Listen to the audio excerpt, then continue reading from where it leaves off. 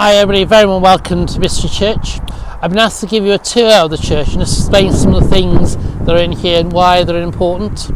I'm starting here outside of this very cold day, so I'm not going to stand out here for very long. But this is the doorway to the church, and above the doorway, some of you will know, there is a plaque. I'm going to put a photo up of this plaque. And on it says the church was opened on October 25th, 1842. Now I wonder if you can work out how old the church is. Okay, so it opened in October 1842. Okay, so we're going to church now. I'll see you inside. So the first thing I want to show you is the font. And this font is near, if you have a look, near the door of the church. And most Anglican churches, that's where the font is. And that's because the first thing that happens when you become a Christian is you're christened or baptised. And this is the font that we have here in church. It's not the one we use most weeks, and I'll show you that shortly. But also here in the back of church is something some of you will know, some of you will have seen this, memorial to the First World War. And we use, if you've been here on Remembrance Sunday, you'll know I read out a list of names on this memorial every year. So that's quite an important part of our church, part of our history that's here. So I'm just going to show you the church this way as well, because you can see the pews where people sit. And can you see, if you look carefully, you can see the kneelers are piled up in every other pew. And there's notices on top, and you can also see in the walls there are arrows.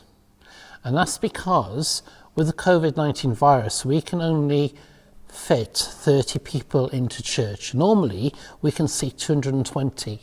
But because of social distancing, we have to limit the number of people who are here. So the pews are blocked off to stop people sitting in them. And then the arrows tell people where they can walk, because we have to have a one-way system, enable people to come to church and to be able to be safe. Now this, by here, is called a lectern, and on it, if I come around the side, it's called a lectern. It's actually the book of readings from the Bible we use on a Sunday. So you can see at the moment it's set up for Christmas Day, and that's because the last service we had in church was Christmas Day. We can't have services at the moment. We have to do everything online. And then next to it, down here, is the font that we use every week. And we use this one because we can move this one around. And if you've been to a christening or a baptism here, you'll know very often there are lots of people, and the church is very often full. And so this is easier for people to see what's going on than the one at the back of church. And next to it is our candle stand.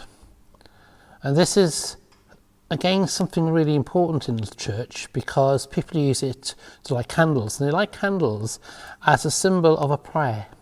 So when they say a prayer for somebody or something, they will often light a candle and put it on this stand. And then next to that is the pulpit. Now the pulpit is where I preach from, is where I talk to people from. And we have some stairs that go up.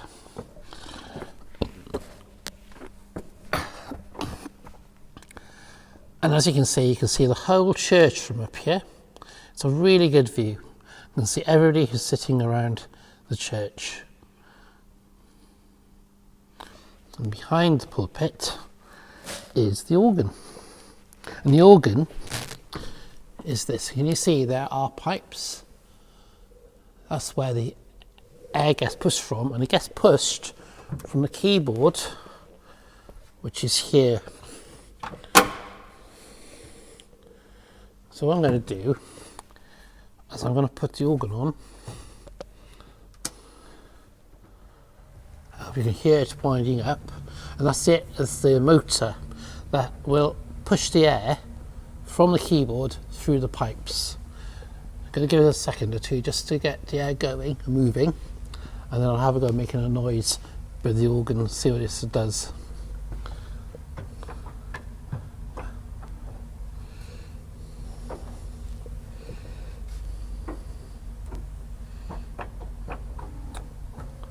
There you are. See, the air is slowly coming through, very slowly. There you go.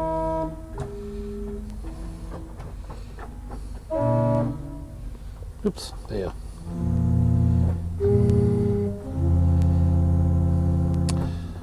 Now I can't play the organ. I'm just about learning to play the piano, but I can't play the organ. So I think I'll leave it there for now. So we've got the organ for music, we've got candles for prayers, we've got the font for christenings, the stand for the reading the Bible, and then here we've got the choir stalls, which is where our choir sit, and they help lead our singing. And in the choir stalls, or just above, you can see two banners. There's this one, which I'll tell you about in a minute, and there's this one, which I'll explain to you now. That is a banner for a Mother's Union. That's a particular group that meets in church. They have a very large banner just to tell people who they are. But this one you may recognise. This is the Bistre banner, which is used in the Jubilee. Can you see it says the parish of Bistre, Emmanuel, All Saints and St Cecilia. Now those are the three churches that I look after and make up this parish. And in the middle you can see a tree, and in the front of the tree is a hat, and it's called a mitre. And a mitre is a hat that a bishop wears, and a bishop is in charge of lots and lots of churches and is a really important person in the life of the church. And it's called Bistre because the tradition is of many centuries ago, bishops used to meet here under a tree. It was quite a normal thing to do in the sort of 5th, 6th century. They'd hold big meetings. So Bistre comes from those two words, bishop and tree, Bistre. And the word Bistre goes back well over 1,000 years. It's a name that's in the Domesday Book. It's probably about 1,200 years old as a place. It's a significant name, a significant place even then.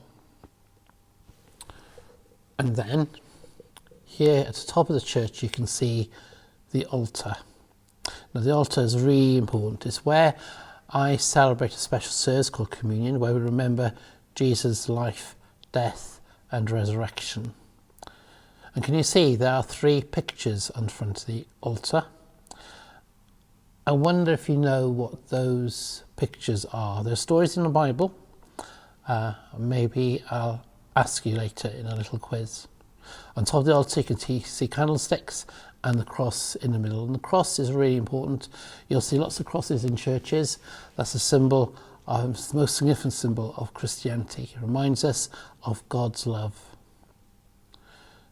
And above our altar is this window. And this window tells, again, a story of Jesus' life when he was in the Garden of Gethsemane.